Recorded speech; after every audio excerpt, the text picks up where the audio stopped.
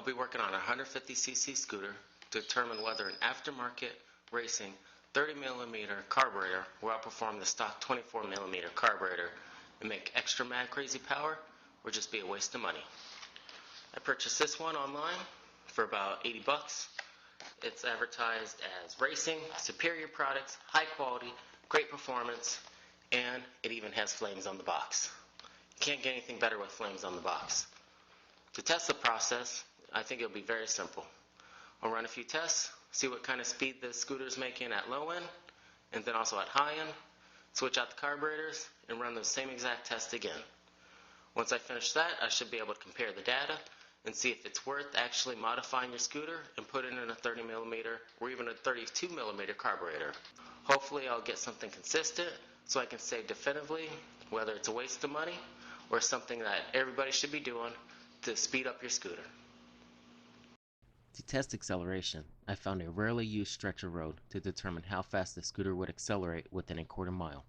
The results of 3 runs were consistent and ranged from 15.6 to 15.8 seconds.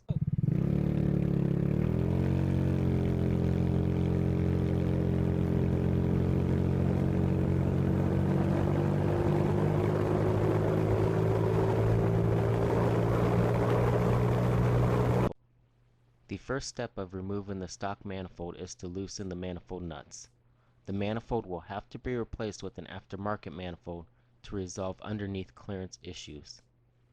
The next step is removing the throttle cable.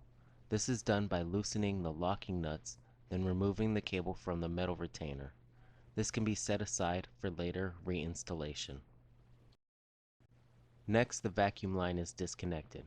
This may have to be capped if the new carburetor does not have an airflow cutoff valve.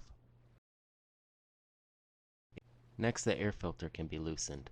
If you have a pod filter, it does not have to be fully removed, just moved out of the way. The next step is to loosen the carburetor retaining clip, which will allow the carburetor to be removed. Now that everything has either been loosened or disconnected, the carburetor can easily be pulled out. Do not forget to disconnect the fuel line. The last step of the removal process is to follow the wire for the auto enricher and disconnect it from the wiring harness. If any zip ties have to be cut for removal, do not forget to install new ones. Installation of the new carburetor will be the reverse process of removing the old stock one.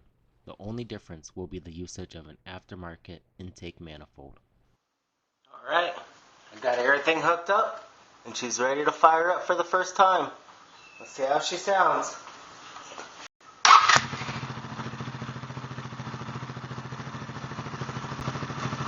She'll need a little tuning.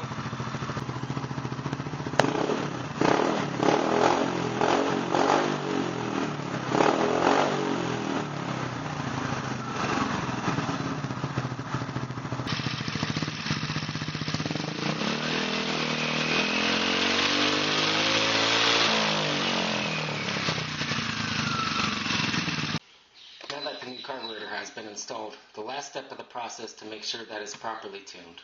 With the help of the installed wideband air-to-fuel ratio gauge, I will know exactly how it's running. Once it is correctly jetted and adjusted, I run the same baseline test and compare the results.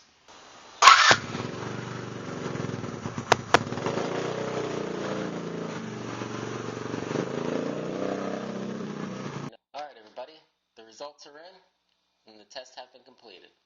But before we get to the results, I'd like to make a few observations that I noticed during the installation and tuning and adjustment of the carburetor.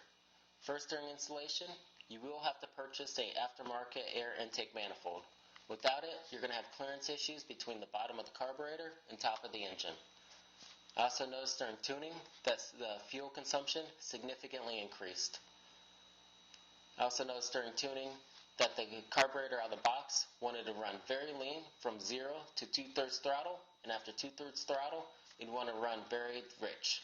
To solve this, I had to decrease the main jet from a 125 down to 115, 110, and then also the pilot jet had to be increased to be able to richen up the 0 to 2/3. Another disappointment was that the aftermarket carburetor, the larger one, it didn't have an adjustable needle. This really would have helped out during the 2/3 range of the throttle, but that's why the pilot jet had to be changed. So for the results. On the quarter-mile runs, I found that the larger carburetor was about 0.5 to 1 second slower than the stock. And on the city driving, there was slower acceleration, and then there's also a loss of 2 to 3 miles per hour on the wide open throttle runs. So I talked to a few people online, and the best reason why this doesn't work is because the engine is just being overloaded with the extra fuel.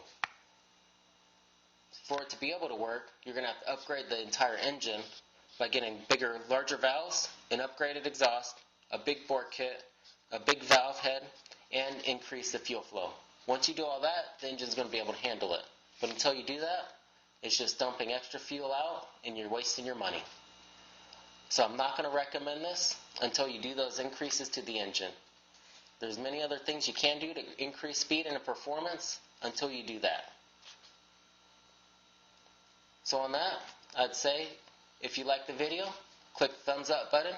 If you have any questions, thoughts, or ideas, post a comment or email me at the email below. And ride safe and keep at least 2 wheels on the road.